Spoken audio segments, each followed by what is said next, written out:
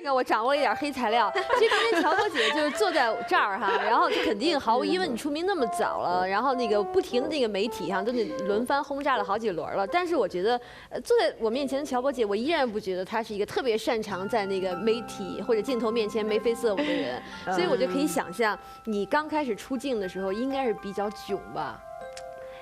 你还记得拍那个《冬天的故事》那部纪录片吗？很艰难的，就是说，因为刚好是在盐湖城冬奥会前，那么在98年日本的那个长野奥运会，我们的失利实际上是因为一些意外的一些特殊的原因，所以我坚信。盐湖城一定能突破。那么就在这前2个月呢，我就开始去找资金，最后找到赞助100万块钱。你自己去找的？对，自己去找，然后因为他的面子大，对呀，自己去组织那个。组织摄影的团队，10几年前100万还是真是挺多的一个资金。那我就写了一个特别好的一个计划书，然后把30年，这个冰雪运动那前辈，实际上事实也是如此。我们是，实际上是前赴后继，一代又一代，牺牲了很多人。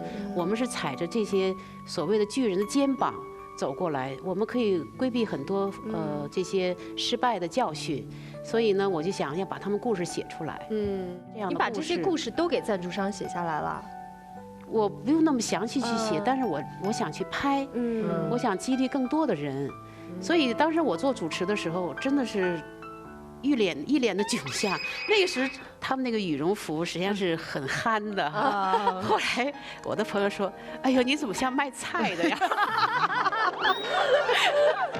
就是特别滑稽哈，特别冷。我记得我们在哈尔滨的亚布力最顶上，那缆车最顶上，到了以后，本想拍一点东西哈，结果表不走了，零下33度，摄像机不开不了了，照相机也都停了，什么都不行了，电脑也不行了，就下来了。我自己说就是我去做主持的可是真的是就几句话老是在忘。你想那么冷，所有人都陪着我，就差最后一句话又说错了，给那个房老师气的说。不拍了，今天真的，真的太受伤害了，快气死了！我说才是最后一次，我得哄着他，要不然他真的撂挑子就走人了。然后我们最艰苦的时候是，我当司机自己开着那个面包车上山去哈，就是这样可以节省一些费用。然后太不容易，发行也要自己去做，也有30多个电视台啊。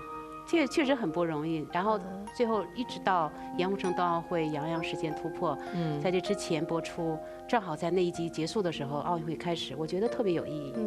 我觉得仅仅是我发现他做事情都特别有价值感。